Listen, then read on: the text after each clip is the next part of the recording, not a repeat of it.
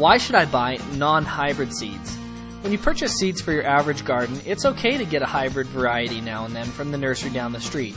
Each year you will have to repurchase that seed because hybrid seeds are typically sterile. Non-hybrid seeds, on the other hand, can reproduce year after year. In fact, the heirloom varieties that I sell have all been grown successfully for 50 to 100 years or more. When you invest in purchasing non-hybrid seeds, you know you will get a consistent, high-yielding plant whose seeds can be saved, traded, or sold. What is the difference between GMO and hybrid seeds? Genetically modified, or GMO seeds, typically have pesticide genes, animal hormones, or other man-made genetic code inserted into them. Take the soybean, for example, and its elevated levels of estrogen. These seeds are able to resist harsh chemical pesticides, as well as force growers or farmers to purchase new seeds year after year from the large chemical companies that produce the seeds in the first place. Hybrid seeds are created in a more natural way by combining two parent plants to get an offspring that has characteristics of both parents. These plants are usually natural and normal, but they're not able to reproduce offspring of their own, kind of like a mule. A non-hybrid seed will produce a plant of the same type as its parents, as well as it will produce seeds that can be harvested and saved for future crops. What is the best type of seed packaging to save my seeds? Seed packaging is one of the most important things that will guarantee a long life or long storage life for your seeds. Most people are familiar with the paper packages that you get at the local hardware store or the nursery, but this type of packaging does nothing to protect your seeds. The best type of commercial packaging that can be found is triple-layer foil-lined bags. These bags protect against moisture, air infiltration, as well as light damage. This type of packaging is rare in a retail store because it's extremely expensive and it preserves the seeds long enough that you don't need to come back and buy seeds year after year, which is not in the store's best interest. If you're saving your own seeds and you're unable to purchase the triple-layer foil-lined bags, you can store your seeds in a paper envelope and then seal them into a glass or metal can or jar. Most plastics like PVC or Ziploc baggies will seep moisture which will allow your seeds to get damaged. You need to make sure that they're protected from all moisture with, again, either glass or metal.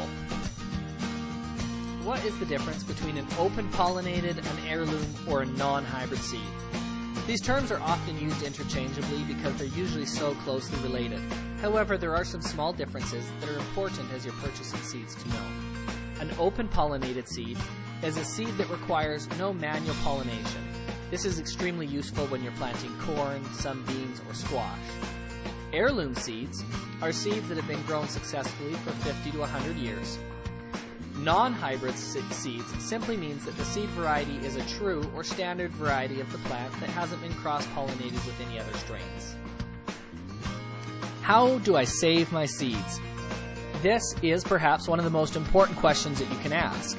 While there's some general rules of thumb to follow, each variety of seed usually needs to be saved in a different way. Carrots, for example, grow their seeds after you would have typically harvested your carrots, while tomatoes have their seeds on the inside and require a short fermentation process to make the seeds viable. Because saving your seeds is so important, but so specific to each variety, I have created a free seed saving guide that you can download below. Remember also, though, that there's many different ways to save seeds, so consult with local gardeners that have had good success in your area to get the best information for your situation. Should I get non-hybrid seeds even if I don't have much land or live in a big city? The answer is, of course, yes.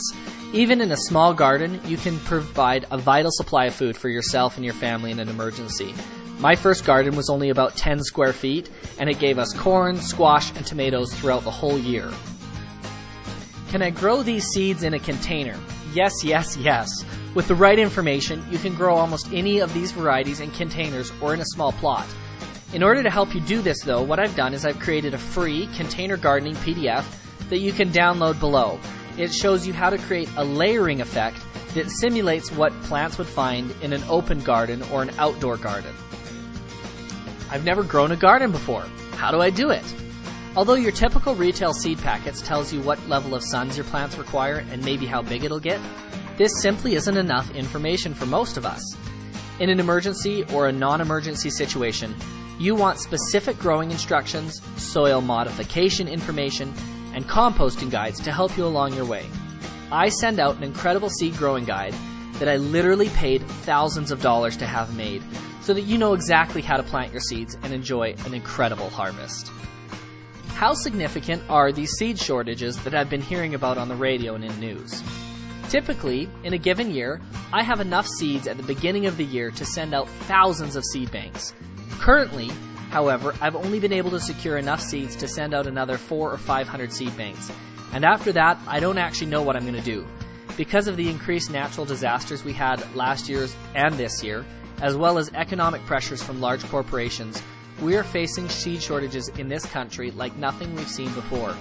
Even though I sell thousands of seeds every year, this year we purchased 106 remote acres of land so that we can bury a shipping container full of seeds. This has cost me tens of thousands of dollars, but I'm feeling more urgency right now than ever before.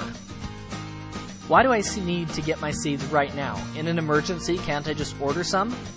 The fact is, in emergency situations can hit us faster than we know, whether it be job loss, economic breakdown, civil unrest, or whatever.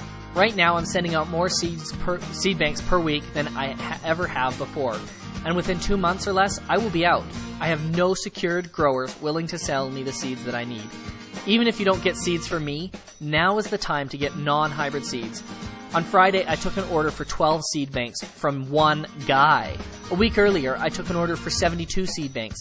And the fact is, I can't keep filling these large orders. There just isn't enough seeds in this country for me to continue sending them out. I hope you'll take the time right now to get prepared. Are these seeds really worth more than their weight in gold? Absolutely.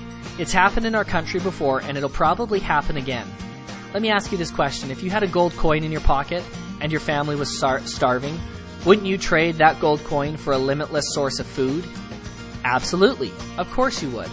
Once again, non-hybrid seeds literally have traded for their weight in gold, and they probably will again.